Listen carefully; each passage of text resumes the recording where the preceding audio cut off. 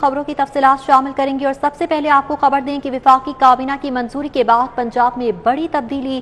Kamran Ali Afzal chief secretary तैनात कर दिए गए। तैनाती का नोटिफिकेशन भी जारी कर दिया गया। आपको बताएं कि Rao Sardar Ali MD safe city authority रह चुके हैं, जबकि राव सरदार अली इससे पहले भी मुख्तलिफ जिम्मेदारियां निभा चुके हैं। मजीद तफसीलात जानेंगे कैसर खोखर से। कैसर बताइएगा, नई तैनातियों के बारे में क्या तफसीलात हैं? जी बिल्कुल, कामरान अली अफजल जो DMG के 21 कामन से तल्लक रखते हैं और पाकिस्तान सेक्रेटरी इंडस्ट्री थे, उनको फौरी तौर पर चीफ सेक्रेटरी पंजाब तैनात करने का नोटिफिकेशन जारी किया गया है। और जवाद रफीक मलिक जो चीफ सेक्रेटरी पंजाब थे, उनको तब्दील करके फौरी तौर पर पाकिस्तान सेक्रेटरी इंडस्ट्रीज और तैनात करने का नोटिफिकेशन जारी किया गया है। और जो साबिक IG इनाम गनी जो IG पुलिस थे, उनको तब्दील करके IG रेलवे पुलिस तैनात किया गया है। और इस हवाले से बाकायदा तौर पर पाकि हुकूमत ने ये नोटिफिकेशन जारी कर दिया है और इन अफसरान को आज ही फौरी तौर पर जो है चार्ज लेने का हुक्म दिया गया है। मैं यह बताता चलूँ कि राव सरदार अली 18वें कामन से हैं और इस वक्त एडिशनल चीफ सेक्रेटरी जनूबी पंजाब जो है एडिशनल IG जनूबी पंजाब जो है कैप्टन जफर इकबाल उनसे सीनियर हैं।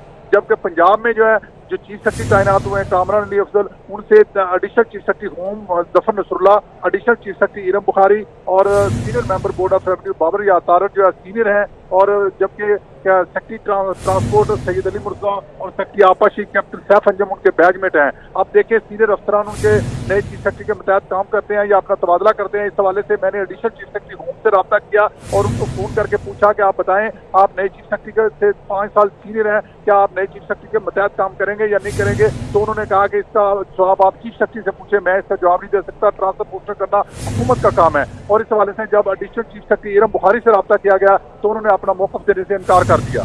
जी ठीक है, कैसर खोखर आप हमारे साथ ही मौजूद रहिएगा। नए चीफ सेक्रेटरी के साथ काम करूंगा या नहीं, उन्हीं से पूछें। Additional chief secretary Zafar Nasrullah नए चीफ सेक्रेटरी से 5 साल सीनियर है। Additional chief secretary Iram Bukhari नए चीफ सेक्रेटरी से 2 साल सीनियर है। इस हवाले से भी कैसर खोखर से जान लेते हैं। जी कैसर खोखर बताइएगा, क्या सीनियर अफसरान चीफ सेक्रेटरी के साथ काम करेंगे? जी बिल्कुल, मैंने additional chief secretary home Zafar Nasrullah जो नए चीफ सेक्रेटरी से 5 साल सीनियर है, उनसे पूछा कि क्या आप नए चीफ सेक्रेटरी जो आपसे 5 साल जूनियर है उसके मतहत काम करेंगे या नहीं करेंगे? तो इस पर additional chief secretary home Zafar Nasrullah ने कहा कि इसका जवाब आप चीफ सेक्रेटरी पंजाब से पूछे, मुझसे ना पूछे, और उन्होंने जवाब देने से इनकार कर दिया। जबकि additional chief secretary Iram Bukhari ने जो नए चीफ सेक्रेटरी से 2 साल सीनियर है, उन्होंने इस पर सिरे से कमेंट करने से इनकार कर दिया। उन्होंने कहा कि मैं कोई कमेंट नहीं करती। जी ठीक है कैसर खोखर, बहुत शुक्रिया आपका।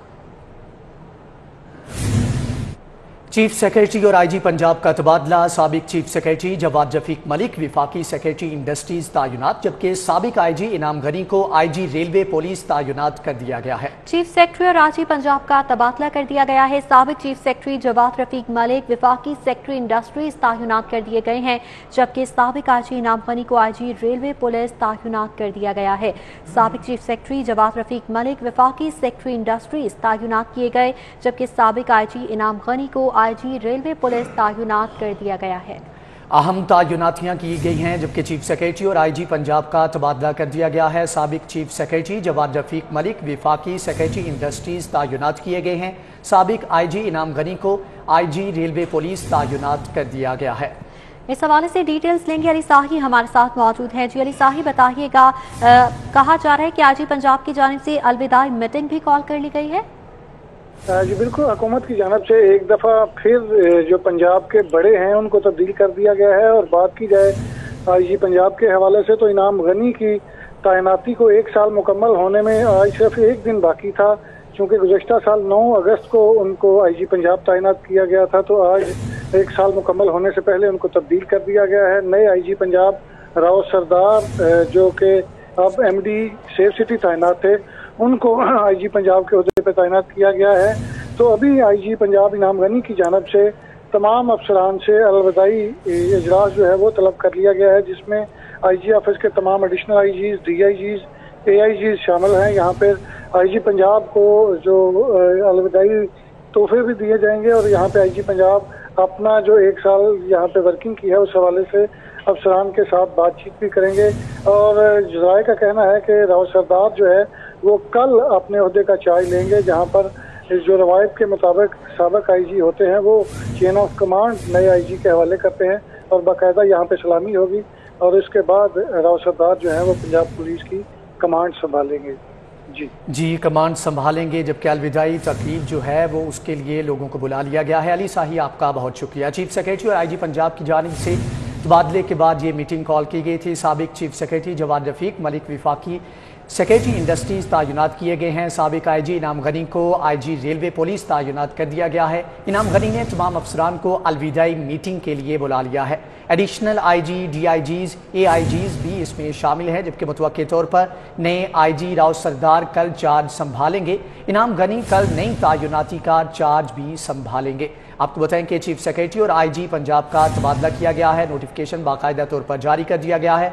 आपको बता रहे हैं कि इस हवाले से अलविदाई मीटिंग भी बुला ली गई है और इसमें तमाम तर लोग जो हैं वहाँ पर अलविदाई तकरीब के अंदर गिफ्ट और इनामात भी देंगे। राव सरदार अली खान IG पंजाब तैनात कर दिए गए हैं। नोटिफिकेशन भी जारी कर दिया गया है। नए तैनात होने वाले IG पंजाब 18वें कॉमन से हैं। राव सरदार अली खान 21 फरवरी 1965 को लोधरा में पैदा हुए। राव सरदार अली खान ने किंग एडवर्ड से MBBS किया, जबकि राव सरदार ने 25 साल की उम्र में 1990 में पुलिस सर्विस ज्वाइन की थी। IG अपनी 31 साल सर्विस में मुख्तलिफ अहम ओहदों पर तैनात रहे। राव सरदार चारों सूबों समेत विफाक में भी खिदमात अंजाम दे चुके हैं। राव सरदार अली खान अक़वाम मुत्तहिदा मिशन में भी अपनी खिदमात अंजाम दे चुके हैं। MD safe cities authority RPO Bahawalpur, RPO Sargodha भी रह चुके। राव सरदार बतौर एडिशनल IG CTD पंजाब खिदमात भी अंजाम दे चुके। Joint DG intelligence bureau Punjab, DIG operations Lahore तैनात रहे, जबकि राव सरदार CPO फैसलाबाद की खिदमात भी अंजाम दे चुके हैं। राव सरदार अली खान इंतहाई प्रोफेशनल पुलिस ऑफिसर की शोहरत रखते हैं। राव सरदार के दौर में सेफ सिटीज अथॉरिटी का दायरा-ए-कार पंजाब भर में फैलाया गया। राव सरदार के दौर में safe cities authority Lahore project को तौसी भी मिली। राव सरदार ने इमरजेंसी केसेस में पुलिस रिस्पांस टाइम बेहतर बनाने के इकदाम भी उठाए थे, जबकि बताया जा रहा है कि joint DG intelligence bureau Punjab और DIG ऑपरेशंस के तौर पर भी वो खिदमात सर अंजाम दे चुके हैं। और IG अपनी 31 साल सर्विस में मुख्तलिफ अहम मौक़ों पर तैनात रहे। राव सरदार चारों सूबों समेत विफाक में खिदमात अंजाम दे चुके हैं। राव सरदार अली खान अक़वाम मुत्तहिदा मिशन में खिदमात भी अंजाम दे चुके हैं।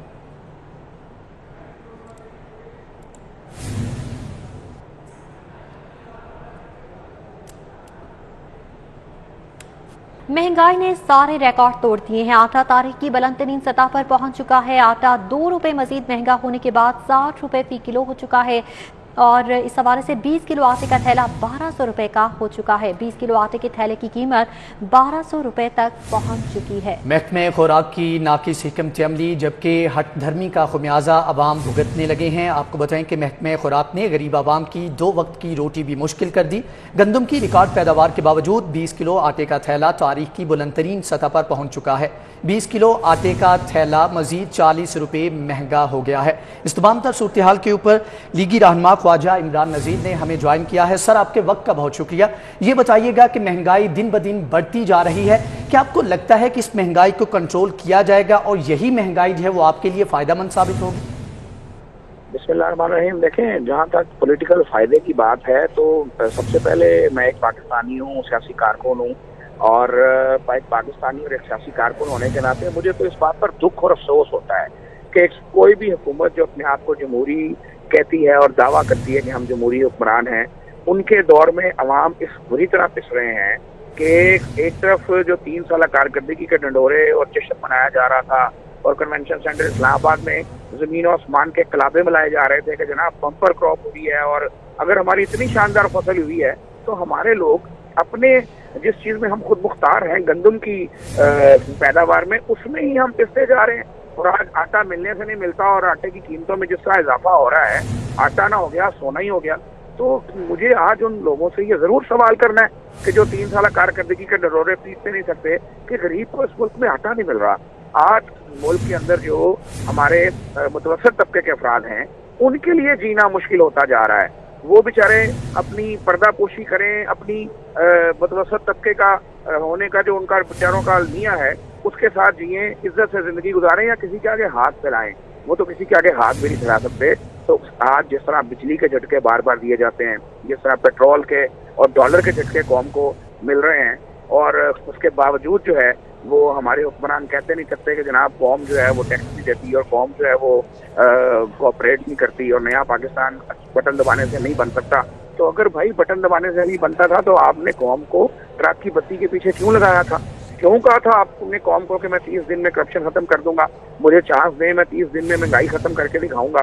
तो ये तमाम मसाइल, ये तमाम चीजें तो शुरू से सबके नॉलेज में थी। तो फिर आज जब हम कंपैरिजन करते हैं तो जिनको ये चोर कहते नहीं थक रहे पिछले कई सालों से, उनके दौर में आटा सस्ता था, उनके दौर में आटा अवेलेबल था, उनके दौर में गरीब को खाने के लाले नहीं थे, उनके दौर में बिजली का बिल अफोर्डेबल था, उनके दौर में डॉलर जो है वो ऊपर की बजाय नीचे जा रहा था, उनके दौर में जीडीपी ऊपर जा रही थी, उनके दौर में बिजली की पैदावार बढ़ रही थी, उनके दौर में लोगों के लिए आसानी पैदा हो रही थी, जॉब्स क्रिएशन हो रही थी। आज जो नए पाकिस्तान के दावेदार हैं, जो आज बेहतर पाकिस्तान के दावेदार हैं, उनके दौर में तो बेरोजगारी बढ़ रही है, उनके दौर में तो मुफलिसी बढ़ रही है, उनके दौर में तो महंगाई अरूज पे जा रही है। हर रोज, हर दूसरे दिन, हर चौथे दिन महंगाई का कोई ना कोई झटका दिया जाता है। दवाइयों से शुरू होकर खाने की चीजों तक किसी चीज पर भी आ जाए तो कोई चीज खड़ी नहीं हो रही। तो ये मैं समझता हूँ कि ये वो पैमाना है कि जिस पैमाने पर अवाम जो है वो कारकर्दगी जांचते हैं और फिर शादियाने बजाए जाते हैं कश्मीर इलेक्शन की फतह के, सियालकोट इलेक्शन की फतह के। तो बहरहाल फतोहात मानी नहीं रखती, मानी रखता है अवाम के दिल में आना, अवाम की दुआ में आना, अवाम का दिल जीतना। आज गरीब मजदूर किसान जिस तरह हुक्मरानों को बददुआएं देता है, किसी चौक चौराहे में जाएं, जिस तरह गालियां पड़ रही हैं आपके सामने, आप ये तमाम चीजें देखते हैं। तो मैं एज अ पोलिटिकल वर्कर इन हुक्मरानों को ये मशवरा देना चाहूंगा कि अपनी तवज्जो मुखालफिन को कुचलने, मुखालफिन पर झूठे इल्जामात लगाने, सियासी मुखालफिन को जाती दुश्मन बनाने की बजाय अपनी तवज्जो अवाम की फलाह पर रखें, अवाम की बहबूद पर रखें, अवाम के मसाइल हल करने पर रखें और इस बढ़ती हुई महंगाई की अज़्ज़े को कंट्रोल करने पर रखें।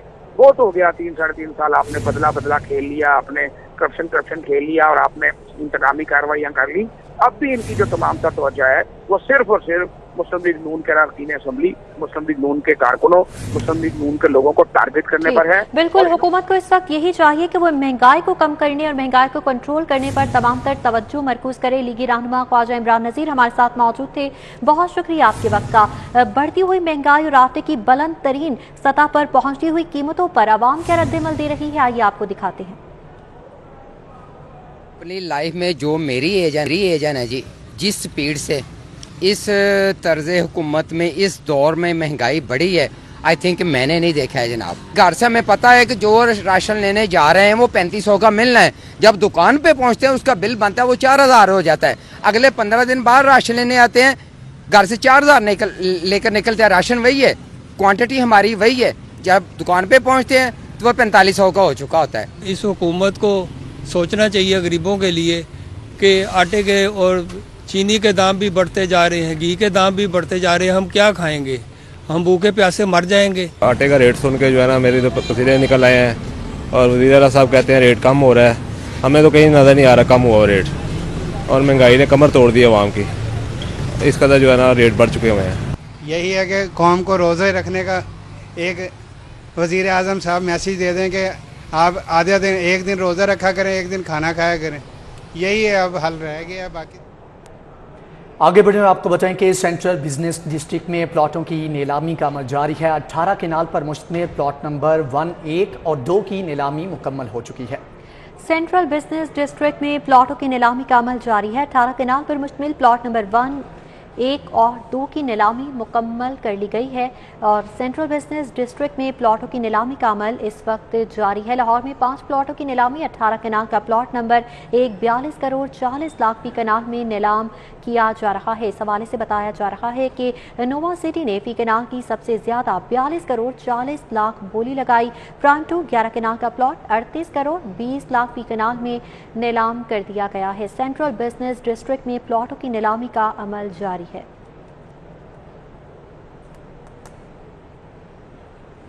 दूसरी जानिब आपको बताएं कि सरकारी टीचिंग अस्पताल हेल्थ इंश्योरेंस से मुंसलिक करने का मंसूबा सद खाने की नज़र हो गया। सरकारी टीचिंग अस्पतालों का निज़ाम कंप्यूटराइज्ड करने का अमल ही शुरू ना हो सका है। रवां साल अस्पताल मैनेजमेंट की जानिब से इंफॉर्मेशन सिस्टम मुतारफ करवाने के लिए 10 करोड़ रखे गए। इस हवाले से मजीद डिटेल्स लेंगे जाहिद चौधरी से। जाहिद चौधरी, बताइएगा ताखीर की वजह क्या है? सरकारी टीचिंग अस्पतालों को यूनिवर्सल हेल्थ इंश्योरेंस प्रोग्राम का हिस्सा बनाने के लिए तमाम सरकारी टीचिंग अस्पतालों को हॉस्पिटल मैनेजमेंट इंफॉर्मेशन सिस्टम के तहत मुकम्मल तौर पर कंप्यूटराइज करने का जो मंसूबा है उसको सर्द खाने की नज़र कर दिया गया है।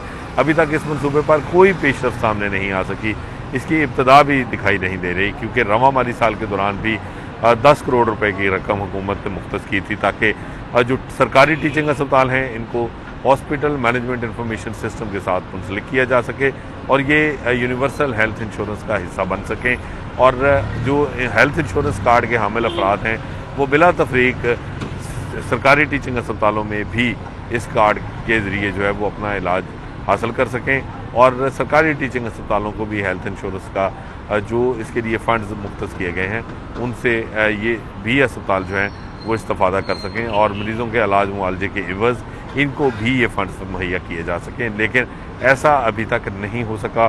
तीसरा महीना रवा माली साल का जो है वो गुजर रहा है, लेकिन अभी तक जो है वो हॉस्पिटल मैनेजमेंट इंफॉर्मेशन सिस्टम के हवाले से टीचिंग सिस्टम फाल नहीं हो पाया है। बहुत शुक्रिया जाहिद चौधरी आपका। लिफ्ट एक बार फिर से खराब होने से मरीजों और उनके तीमारदारों को शदीद मुश्किलात का सामना है। आपको बताएंगे सर्विसेज अस्पताल की लिफ्ट एक मरतबा फिर से खराब हो चुकी है। इंतजामिया खामोश तमाशाई है। लिफ्ट एक बार फिर से खराब होने से मरीजों और उनके तीमारदारों को शदीद मुश्किलात का सामना करना पड़ रहा है। सर्विसेज अस्पताल की लिफ्ट एक मरतबा फिर से खराब हो चुकी। इंतजामिया ताहाल खामोश तमाशाई है। लिफ्ट एक बार फिर से खराब होने से मरीजों और उनके तीमारदारों को शदीद मुश्किलात का सामना करना पड़ रहा है। इससे पहले भी लिफ्ट खराब हुई जिससे मरीजों को मुश्किलात का सामना करना पड़ा और एक मरीज की जान भी गई, जबकि इंतजामिया इस मरतबा खामोश तमाशाई बनी हुई है। लिफ्ट एक मरतबा फिर से खराब होने से मरीजों और उनके तीमारदारों को शदीद मुश्किलात का सामना है। सर्विसेज अस्पताल इंतजामिया ने गुज़श्ता सानिहा से भी कोई सबक नहीं सीखा। मेन लिफ्ट एक बार फिर कई रोज से खराब है और इंतजामिया इस पर खामोश तमाशाई का किरदार अदा कर रही है। एक माह कबल भी लिफ्ट खराब होने से तशवीशनाक मरीज जाँ बहक हो चुका है। इस मामले पर बात करेंगे अजमत आवान से। अजमत आवान, बताइएगा, इंतजामिया ने गुज़श्ता सानिहे से भी कोई सबक हासिल नहीं किया? जी बिल्कुल, सर्विस अस्पताल मसाइलिस्तान की अमादगाह बन चुका है और अफसोस से कहना पड़ रहा है कि जो सर्विस अस्पताल की निजामिया है उन्होंने गुज़िश्ता सानिया से भी कुछ ना सीखा।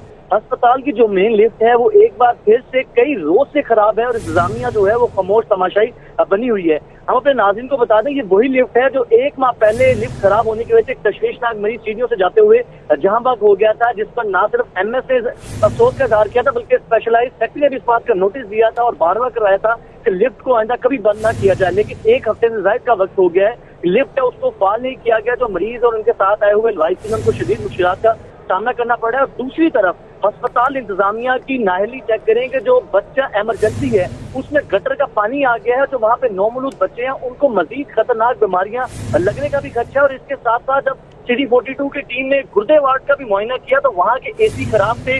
एसी खराब होने की वजह से जहाँ पर जो मरीज पड़े हुए थे हफ्त और गर्मी के बाद उनमें इंफेक्शन फैलने का भी मजीद खदशा है। और ऐसा लग रहा है कि हुकूमत ने जो मरीजों में इंफेक्शन फैलने के खदशात भी बढ़ने लगे हैं। इंतजामिया खामोश तमाशाई है। अजमत आवान, बहुत शुक्रिया आपका। दूसरी जानिब आपको बताएं कि सरकारी टीचिंग अस्पताल हेल्थ इंश्योरेंस से मुंसलिक करने का मंसूबा सद खाने की नजर हो गया। सरकारी टीचिंग अस्पतालों का निज़ाम कंप्यूटराइज्ड करने का अमल ही शुरू ना हो सका है। रवा साल अस्पताल मैनेजमेंट की जानिब से इंफॉर्मेशन सिस्टम मुतारिफ करवाने के लिए 10 करोड़ रखे गए। इस हवाले से मजीद डिटेल्स लेंगे जाहिद चौधरी से। जाहिद चौधरी, बताइएगा, ताखीर की वजह क्या है? सरकारी टीचिंग अस्पतालों को यूनिवर्सल हेल्थ इंश्योरेंस प्रोग्राम का हिस्सा बनाने के लिए तमाम सरकारी टीचिंग अस्पतालों को हॉस्पिटल मैनेजमेंट इंफॉर्मेशन सिस्टम के तहत मुकम्मल तौर पर कंप्यूटराइज करने का जो मंसूबा है उसको सर्द खाने की नज़र कर दिया गया है। अभी तक इस मंसूबे पर कोई पेशरफ सामने नहीं आ सकी, इसकी इब्तदा भी दिखाई नहीं दे रही, क्योंकि रवा माली साल के दौरान भी 10 करोड़ रुपए की रकम हुकूमत ने मुख्तस की थी ताकि जो सरकारी टीचिंग अस्पताल हैं इनको हॉस्पिटल मैनेजमेंट इंफॉर्मेशन सिस्टम के साथ मुंसलिक किया जा सके और ये यूनिवर्सल हेल्थ इंश्योरेंस का हिस्सा बन सकें, और जो हेल्थ इंश्योरेंस कार्ड के हामिल अफराद हैं वो बिला तफरीक सरकारी टीचिंग अस्पतालों में भी इस कार्ड के ज़रिए जो है वो अपना इलाज हासिल कर सकें, और सरकारी टीचिंग अस्पतालों को भी हेल्थ इंश्योरेंस का जो इसके लिए फ़ंड्स मुख्तस किए गए हैं उनसे ये भी अस्पताल जो हैं वो इस्तेफादा कर सकें और मरीज़ों के इलाज मुआलजे के इवज़ इनको भी ये फ़ंड्स मुहैया किए जा सकें। लेकिन ऐसा अभी तक नहीं हो सका। तीसरा महीना रवा माली साल का जो है वो गुजर रहा है, लेकिन अभी तक जो है वो हॉस्पिटल मैनेजमेंट इंफॉर्मेशन सिस्टम के हवाले से टीचिंग सिस्टम फाल नहीं हो पाया है। बहुत शुक्रिया जाहिद चौधरी आपका। शहर अदब के तहत इजलास हुआ। कमिश्नर लाहौर की GC यूनिवर्सिटी आमद हुई और उनकी जानिब से इजलास की सदारत भी की गई। शहर अदब के तहत इजलास हुआ है। कमिश्नर लाहौर की GC यूनिवर्सिटी आमद और उन्होंने इजलास की सदारत की है। शहर अदब के तहत होने वाले इजलास की सदारत commissioner Lahore captain retired Mohammad Usman ने की। इस हवाले से डिटेल्स देंगे उस्मान अलीम से। जी उस्मान, इजलास का अहवाल बताइएगा। जी बिल्कुल, शहर अदब के तहत कमिश्नर लाहौर की ज़ेर सदारत GC यूनिवर्सिटी में इजलास जो है वो मुनक्किद हुआ और इस इजलास में शहर अदब के तहत मेगा अदबी इवेंट्स करवाने का फैसला किया गया है, जिसमें commissioner Lahore captain retired Mohammad Usman का कहना है कि कोविड सूरत-ए-हाल को मद्देनजर रखते हुए हाइब्रिड इंतजाम किया जाएंगे। हफ्ता तख्लीकी अदब, इकबाल कॉन्फ्रेंस, सूफी कॉन्फ्रेंस और कैस फेस्टिवल का इनेकाद जो है वो किया जाएगा, जबकि कोविड से अदबी सरगर्मियां जो है मुतासिर हुई हैं। मेगा इवेंट्स को वर्चुअली भी जो है वो इनकार इनका किया जा सकता है। कमिश्नर लाहौर का कहना है कि अक्टूबर में शहर अदब और GC यूनिवर्सिटी के जरिए तमाम प्रोग्राम में 30 जामियात हिस्सा लेंगी। जी उस्मान अलीम, आपका बहुत शुक्रिया। इसी के साथ ही न्यूज स्टूडियो से फिल वक्त इतना है। किसी भी खबर की तफसीलात के लिए विजिट करें हमारी वेबसाइट city42.tv। के साथ साथ आप हमारे लाइव बुलेटिन खुलासा कर सकते हैं फेसबुक और यूट्यूब पर। तो रहिए बाखबर और देखते रहें City 42, क्योंकि हम करते हैं शहर लाहौर की सब बातें। अभी एक ब्रेक, जिसके बाद हाजिर होंगे एक हेडलाइंस के साथ।